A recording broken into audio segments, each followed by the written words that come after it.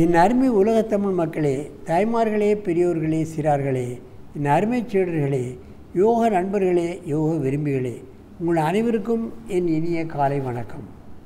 கலைஞர் தொலைக்காட்சி நிகழ்ச்சியில் நலமுடன் வாழ என்னும் பிரிவில் யோகாசனத்திற்கு அதிக முக்கியத்துவம் தரப்பட்டிருப்பதை நீங்கள் அறிவீர்கள்.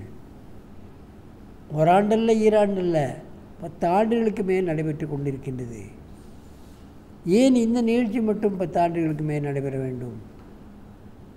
மக்களை மக்களாக வாழ வைக்கவும், நோயின்றி வாழ வைக்கவும், அவர்களை மக்களின் மாண்பாக வாழ வைக்கவும்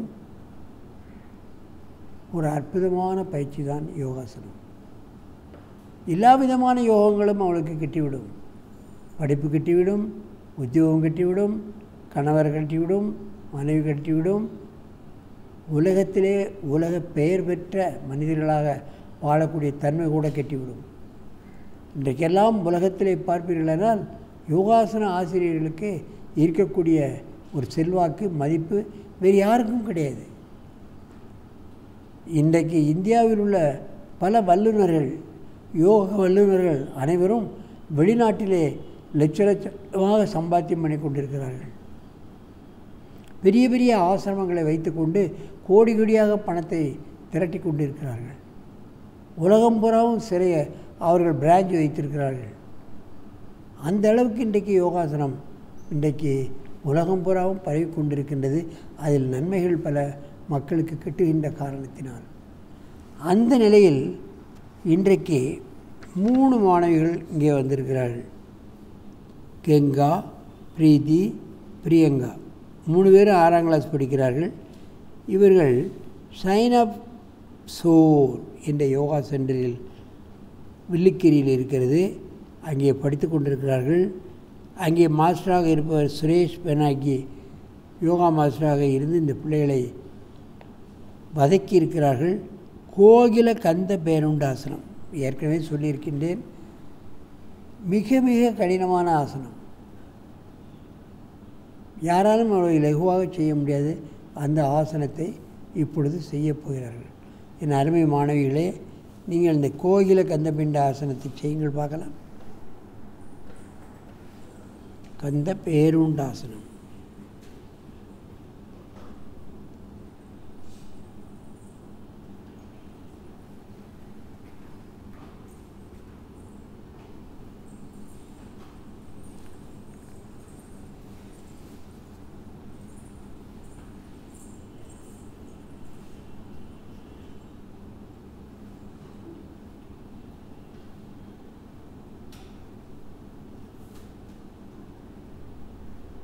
எத்தனை விளைவு, சுழிவு, கால் மடக்கங்கள் பார்க்க வேண்டும். இவள் உடலில் எலும்பு இருக்கிறதா என்பதை நாம் பார்க்க வேண்டும். அற்புதமாக செய்கிறார்கள். அதைத்தான் நாம் கவனத்தில் கொள்ள வேண்டும்.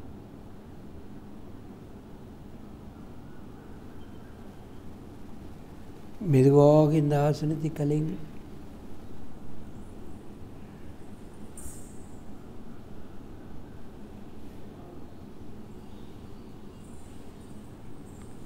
நன்றாக மூச்சை இழுத்துக் கொள்ளுங்கள்.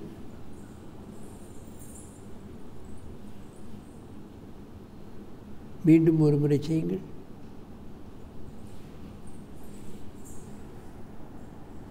கோகில கந்த பேருண்டாசனம்.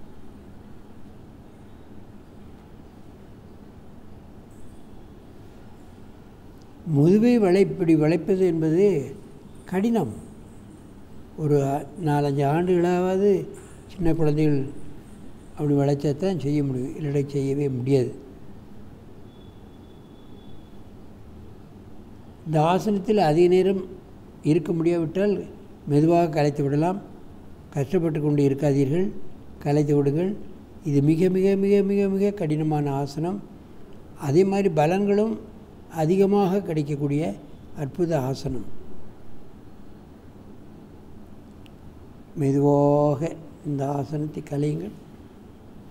கோகில கந்த பீட ஆசனம். நன்றாக மூச்சை இழுத்துக் கொள்ளுங்கள். ஒருவருக்கொருவர் நேராக பார்த்து கொண்டு இந்த ஆசனத்தை செய்யுங்கள்.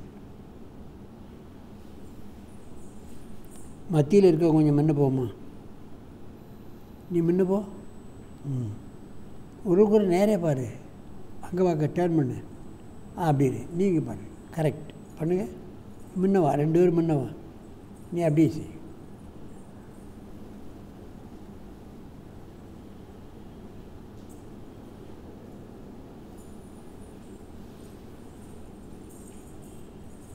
நீ எப்போதும் செய்கிற மாதிரி செய், மாற்ற வேண்டாம்.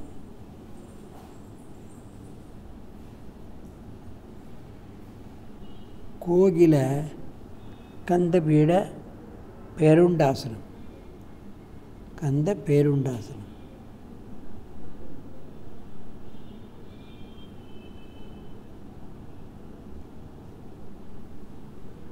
மெதுவாக இந்த ஆசனத்தை கலையுங்கள். மெதுவாக நல்ல மூச்சு எடுத்துக்கொள்ளுங்கள். பத்மாசனத்தில் உட்காருங்க. முன்ன போய்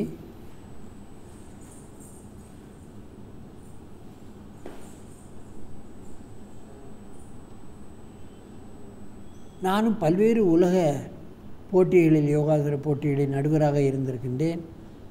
பல நாடுகளுக்கு சென்று போட்டிகளை நடத்தியிருக்கின்றேன். ஆனால் கன்னியாகுமரி மாவட்ட மாணவிகளை மாதிரி யாரும் எங்கேயும் செய்யவில்லை என்பதுதான் உண்மை. அற்புதமாக செய்கிறார்கள். ஆனாலும் கன்னியாகுமரியிலிருந்து வந்திருக்கின்ற மாணவிகள் மாதிரி யாரும் செய்யவில்லை. அது என்ன சொல்கிறார்கள், இந்த பேர்களையே இதுவரைக்கும் கேள்விப்பட்டதில்லை என்று அதனுடைய ஆசிரியர் நமது சுரேஷ் பெர்னாண்டஸை கேட்கும் பொழுது, அமெரிக்காவில் ஒரு யோகாசன புஸ்தகம் வெளியிட்டிருக்கிறார்கள் எப்பொழுதே, அது என்னுடைய ஆசிரியரிடம் இருக்கிறது, அதை வைத்து அவர் எல்லாத்துக்கும் சொல்லித்தரார், நாங்கள் அதை செய்து கொண்டிருக்கின்றோம். அதில் என்ன வேடிக்கை என்றால், அதன் ஆசிரியர்கள் அத்தனை பேரும் கிறிஸ்தவர்கள். இது இந்து தத்துவம் என்று சொல்வார்கள், இந்துக்கள் தான் செய்ய வேண்டும் என்று. அவர்கள் அப்படி நினைக்கவில்லை. இது ஆரோக்கியத்துக்கான பயிற்சி, எல்லோரும் செய்யலாம் சொல்லிக் கொடுக்கிறார்கள், அவர்களும் பயில்கிறார்கள். ஆகவே இது ஒரு மதத்திற்கோ அல்லது ஒரு வர்க்கத்திற்கோ இது ஒரு உடைமையாகாது. இது உலக உடைமையாகி எவ்வளோ நாளாயிற்று. உலக மக்கள் எல்லோரும் தங்களுக்கு உரியதாக கிறிஸ்தவ நாட்டிலும் முஸ்லீம் நாட்டிலும் இன்றைக்கு எங்கு பார்த்தாலும் நமது யோகிகள் சென்று அங்கே ஆசிரமங்களை வைத்து கொண்டு நடத்தி கொண்டிருக்கிறார்கள். அதில் ஏகப்பட்ட முஸ்லீம்கள் கிறிஸ்தவர்கள் தான் அதிகமாக பழகுகிறார்கள். இந்துக்களாக மாறிக்கொண்டிருக்கிறார்கள், இங்கே வந்து பழகுகிறார்கள். ஆகவே ஆசனம் என்பது ஒரு அற்புதமான கலை. அதை நீங்கள் பயில வேண்டும், செய்ய வேண்டும், 100 ஆண்டு நோயின்றி வாழ வேண்டும் என்று கேட்டு உடமிருந்து விடைபெறுவது ஆசனம் ஆண்டியப்பன். வணக்கம். மத்திய அரசு எப்படி செயல்பட வேண்டும்? மாநிலங்களின் மொழிகள் வளரவும், பண்பாட்டு தன்மைகள் காக்கப்படவும், மாநிலத்திற்கு மாநிலம் நல்லுறவுகள் வளரவும், மத்திய மாநில உறவுகள் நிலைத்து செழிக்கவும், நாட்டின் பொருளாதாரம் வளம் பெற்று திகழவும் அரசியல் சட்டத்தில் மாறுதலை செய்வது எதிர்காலத்தில் இந்தியாவின் வலிமையையும் வளப்பத்தையும் பெருக்குவதற்கு அடித்தளமாக அமையும் என்பதை உணர்ந்து மத்திய அரசினர் செயல்பட வேண்டும் என்று கேட்டுக்கொள்கிறேன்.